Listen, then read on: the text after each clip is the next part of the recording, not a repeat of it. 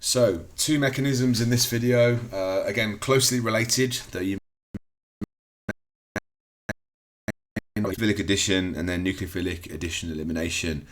This thing they have in common, obviously the names are quite similar. They both involve having a reaction go around them basically.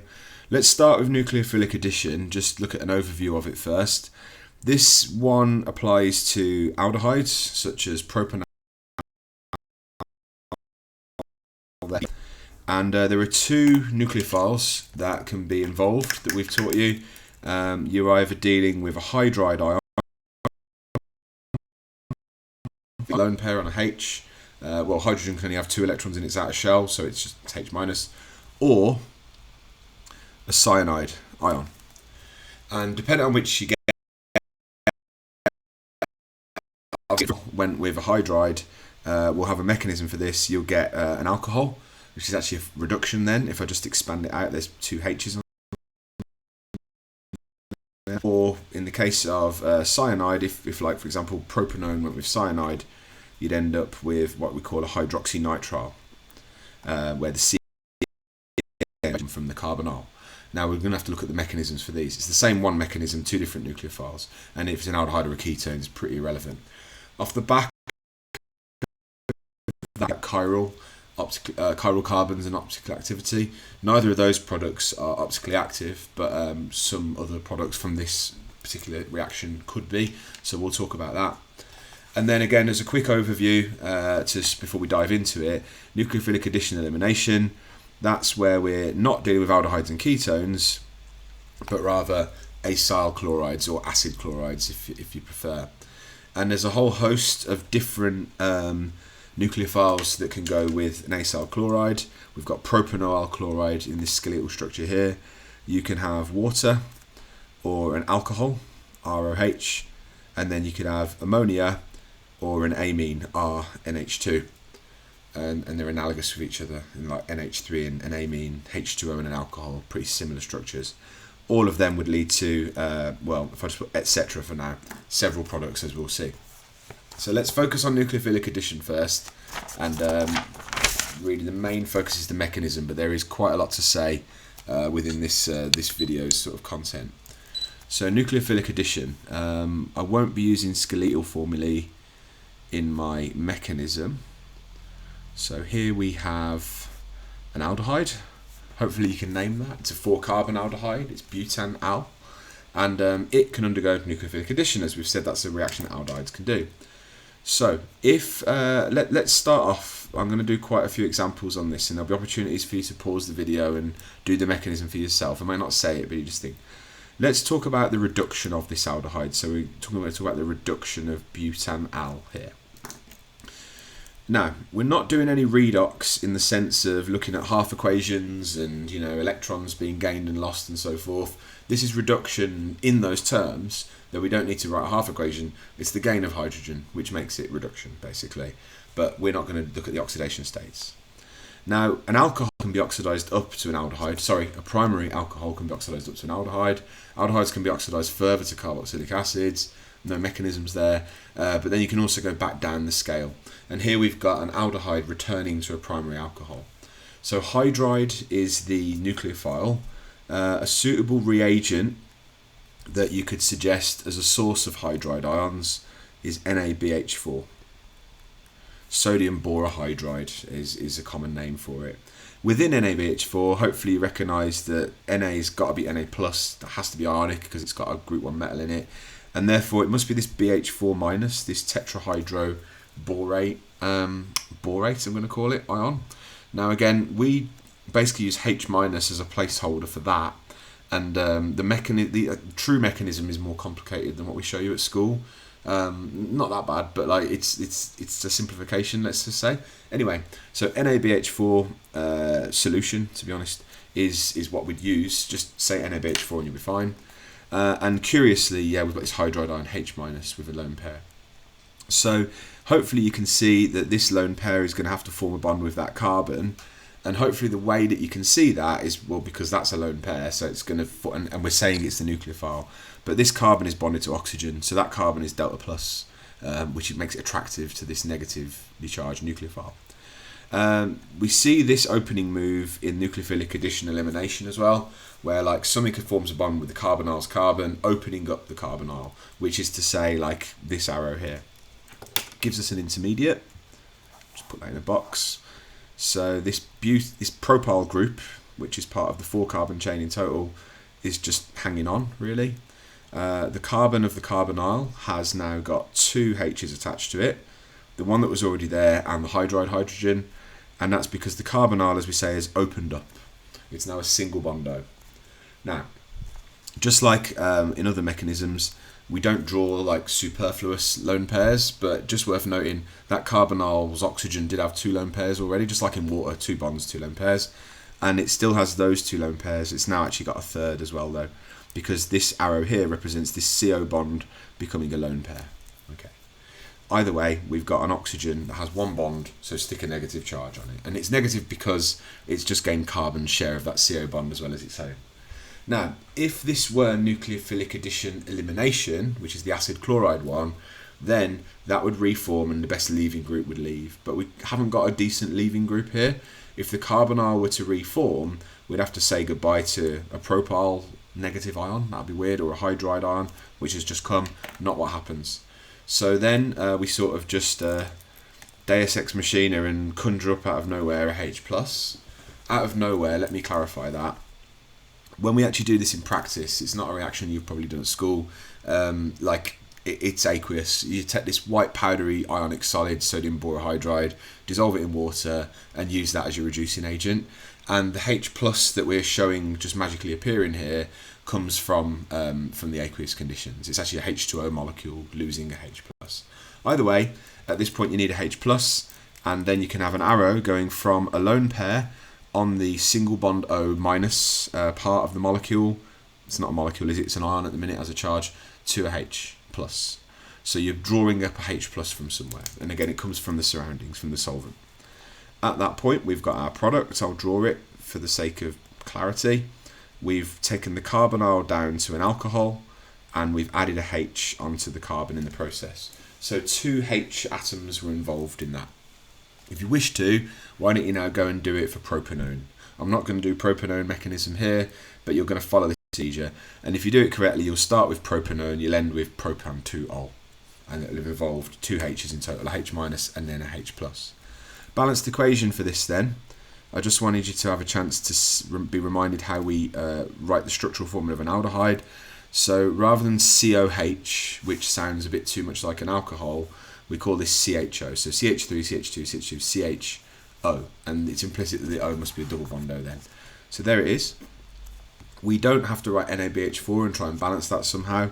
We could show the action of 2 hydrogens, or like a reducing agent acting twice in effect, forming our product, which is butane-1-ol now.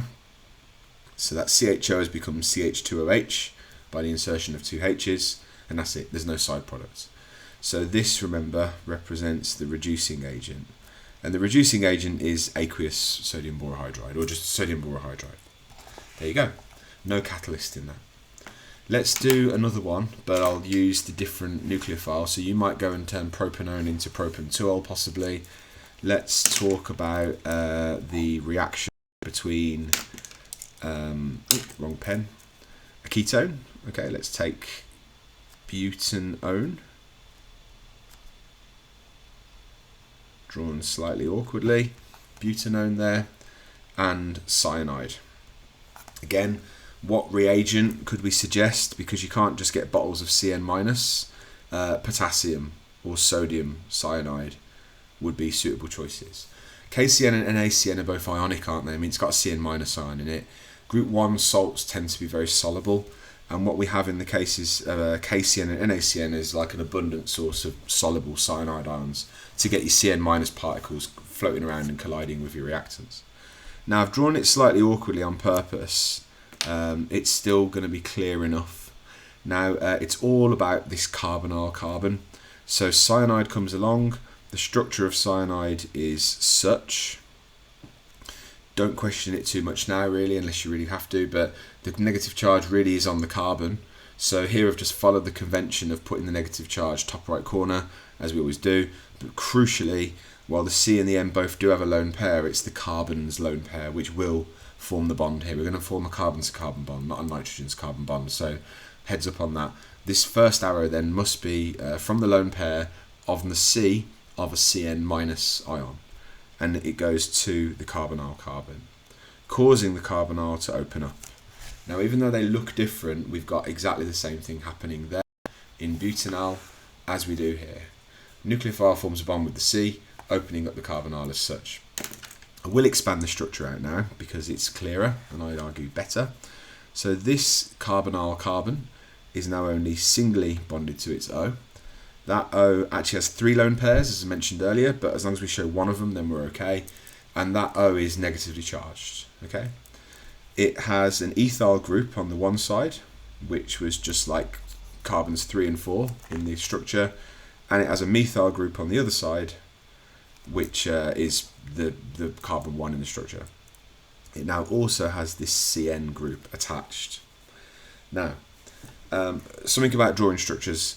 It's acceptable the way that I've drawn this CH3 stick here, though it might be preferable if you were to write it like that, just to make it crystal clear that there's a CC bond there. Even though it's not a bond we've just made, it was there all along. As for this one though, I just want to take a quick moment before we finish the mechanism to make a few points about how not to do it. So this CCN group that I've just attached is best represented something like that. If you kind of draw it a bit sloppily, so I'll give you some examples. If you draw them a bit like that and that there, it's questionable whether you'd get the mark, because there'll be a mark for the intermediate structure with the O minus. This one's definitely fine. That one's definitely not okay, because here the bond appears to be going to the N, not the C, which is incorrect, even if it's not what you meant. Here it's properly, it's on the fence, and the actual mark scheme guidance tells you to effectively think or imagine or draw a box around the group that's attached, and then draw a dotted line through the center and decide whether the bond, the axis of the bond, is closer to the C or the N. And I think here I'd say it's not, it's closest to the N. That's equally true when we're doing like methyl groups and alcohol groups and so on. You need to be really careful with it. So just make it really clear what's bonded to what. And to finish that point then, it's a CC bond, and hopefully that's unambiguous. Just like before, at this point H plus comes along, or rather starts to be shown in the mechanism. It was there all along, it was in the solvent in the background. An arrow from the lone pair of the single bond O minus, which was the carbonyl a minute ago, to the H plus gives us our final product. And let me just draw the final product out. So we've got an alcohol group. The 4 carbon chain is bigger now, it's got a cyanide in it as well, but we've still got the CH3 and the CH2 and that. This is chiral. We'll talk about chirality in a separate video for the sake of time, but we've got 4 different groups attached there. That will be optically active, and there'll be 2 different optical isomers of it, and they'll be made in a racemic mixture in a 1-to-1. Separate video on that. Moving on to nucleophilic addition-elimination. I wanted to put it in the same video to make a point about how similar they are. So nucleophilic addition-elimination. And there's even more to be said here. Once we've got the mechanism done, we then need to talk about anhydrides as well. So let's use a nice simple small molecule, ethanol chloride there. Like I said earlier in a different video, if you've been watching them, we're not really practicing naming here, but that's something you should be able to do as well. And there are a bunch of different nucleophiles that can come along. So in general, I'm just going to use Nu first of all, with a lone pair on it. Nu, as we said, could be an ammonia molecule or an amine. It could be a water molecule where the lone pair is on an O, or it could be something analogous with that, which would be an alcohol, which is basically water with a R group instead of one of its H's, isn't it? In all mechanisms of this type, there's one pattern because it's one given mechanism. So the lone pair on the nucleophile, whatever it is, forms a bond with the carbon, causing the carbonyl to open up, forming this intermediate. So CH3, because I'm using ethanol chloride. Oh look, single bond O, lone pair minus, and the thing attached. Now, this is exactly the same as what we've just had in nucleophilic addition. Those opening moves, nucleophile attacks the carbonyl, causing it to open up, and then the intermediate has this single bond minus thing going on. The difference, if I just quickly flick back, I'm not finished with drawing that intermediate yet. Notice this as well. H minus coordinated and ended up as just neutral H. Cn minus coordinated and ended up as just neutral Cn. When a group coordinates to a centre in organic mechanisms, not in transition metals, it goes up 1 point on the charge scale. I'm not saying it's been oxidised, but it's going up. So H minus became H, Cn minus became Cn. These are neutral molecules, they all end up positively charged. Now, at that point I need to stop because I'd need to then draw a H. Notice that each of these nucleophiles have at least one hydrogen attached to the atom that has a lone pair, because what happens next is a hydrogen drops off, and that's something I can't do. So let's look at the specifics now. But I just wanted to point out there's a massive similarity. So if you wish to pause, go for them yourselves. We're going to do 4 of these. I'll make it as quick as I possibly can. In each case, we'll do ethanol chloride. Okay, so I'll be doing 4 answers, ethanol chloride each time, but running through the list of options. So I'm going to do it with water, then with methanol, then with ammonia, and then I'll do it with methylamine, which is CH3NH2. Okay, so if you do want to pause and practice all 4 of these or whatever you see fit, please do. I'm going to get straight into working out, well, to just doing the answers now, repetition here. Here we go. So ethanol chloride, definitely need to expand out the acyl chloride group. Doing it with water first of all. At least one of those lone pairs has to be shown. You might as well just draw them both because it's just accurate to do so. So first arrow from the lone pair of the O in a H2O molecule to the carbonyl carbon, causing the carbonyl to open up, which is as I've drawn it there. Leading to that intermediate. So single bond O, there are 3 lone pairs, I'm just going to continue to draw one of them. Cl is going to be a good leaving group, that could drop off as a chloride. And we don't have an alcohol yet, we've got an OH2 plus hydronium group attached. Whenever it coordinates, it goes up 1 charge, so this neutral molecule ends up as plus, basically, or the centre that coordinated did, because it's effectively lost an electron when it gave it to carbon so that they could share. You could think of it like that if you wish to. This is where the elimination bit comes in that nucleophilic addition didn't have. So last time we relied on a H plus coming along and making an alcohol, not this time.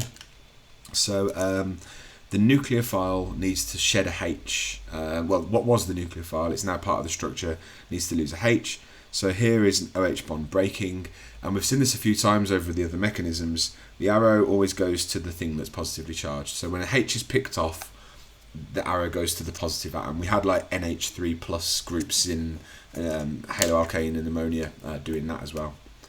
There's more than that though. This carbonyl reforms. So that is not something we've had before. That's the first time we've seen an arrow like that in any of the mechanisms. And the CCl bond breaks. So you've got a lot going on here. Exam wise, mark for the first arrow, mark for the second arrow.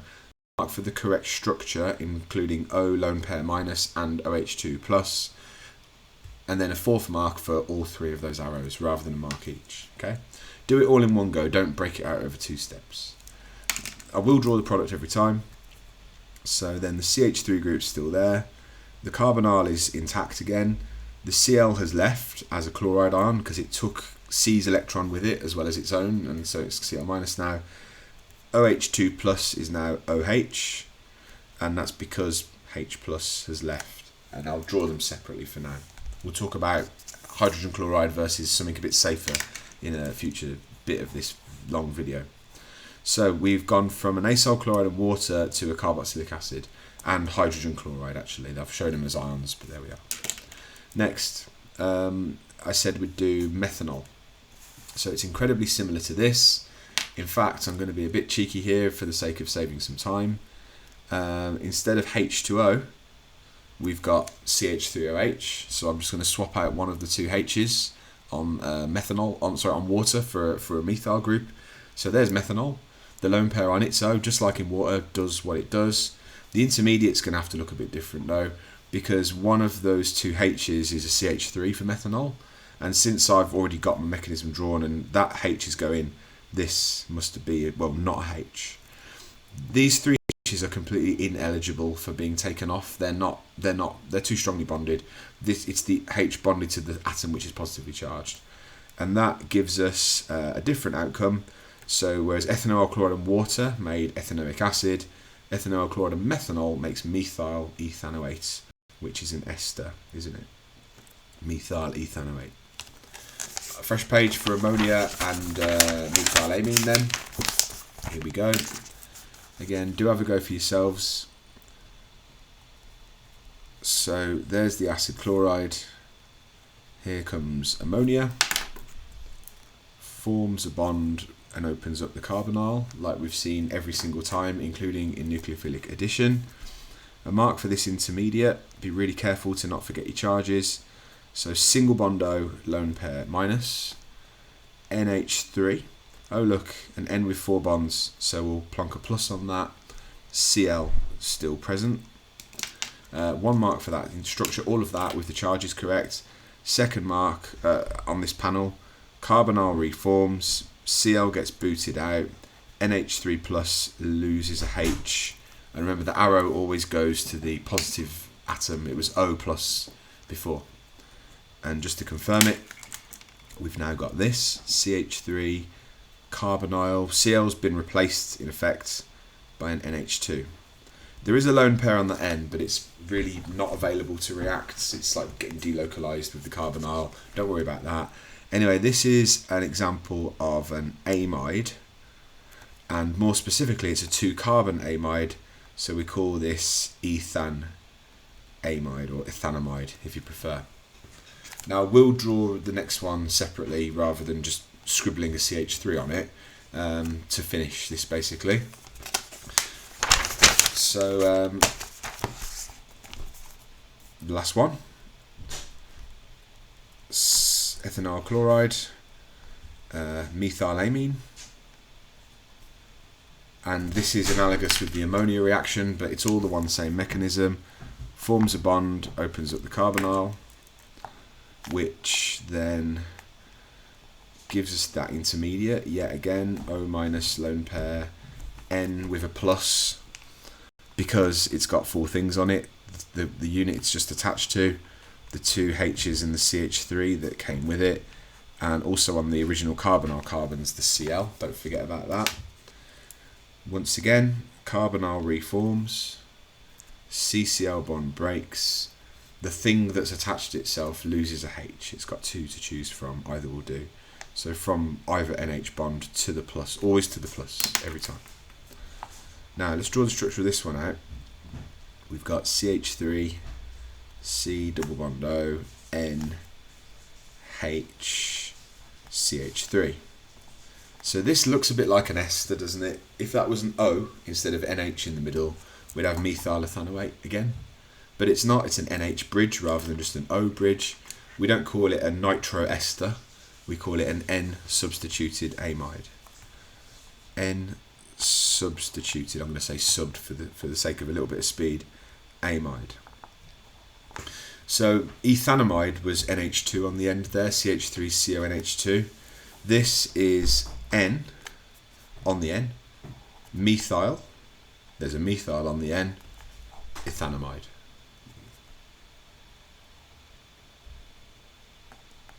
N-methyl ethanamide, okay? And hopefully you can see the logic. It's because it's ethanamide but with a methyl on the N instead of one of the 2 H's. Now there is even more to say about anhydrides as well, so I'm going to continue on with this one. It's obviously longer than 10 minutes by quite a bit, but we're covering a lot of stuff, and if it helps one person then that's good. So acyl chloride versus acyl or acid anhydrides. Now they're basically the same thing in that what I mean by that, they're clearly not the same thing. They do the same reaction. Both of these do nucleophilic addition-elimination with the nucleophiles we've been talking about. So that's got 3 carbons,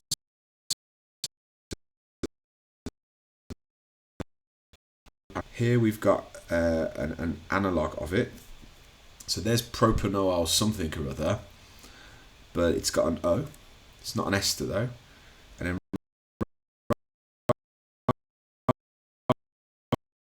then now I'm going to break this structure down for you and help you see something hopefully.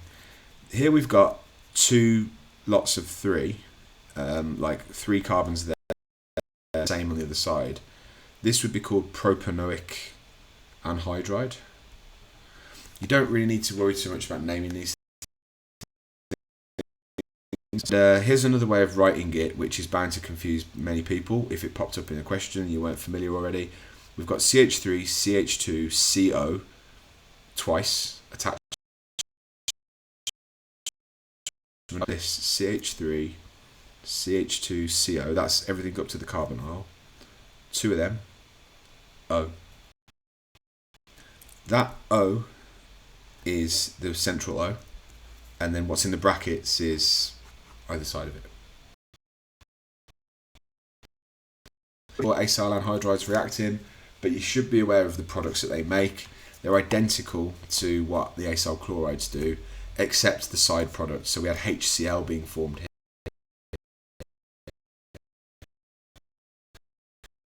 Sorry, propanoyl chloride plus, be careful now, I don't want to make anything ridiculously confusing, plus ammonia gives us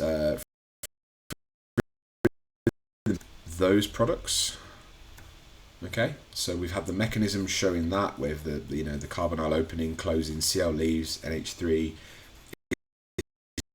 H and Cl have been eliminated. There's that. This, I'm going to do a bit of cheeky colour coding here. You'll see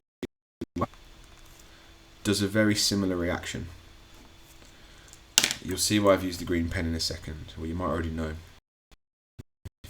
When that reacts with ammonia, we get the same thing. We get the organic products that we expect to get from acyl chloride. Rather than losing H from NH3 and a Cl from the acyl chloride, in this example we lose a H from the NH3. This propanoate group. So actually what we get is propanoic acid. And of course I'm running out of space instead. Okay, there it is. Because basically I am going to do the mechanism, but you don't need to know it. Like something like this happens, and then and whereas a Cl drops off at one point in the mechanism there, a propanoate drops off there. That's clearly not the correct and final mechanism, so I better scribble it out. But whereas a Cl drops,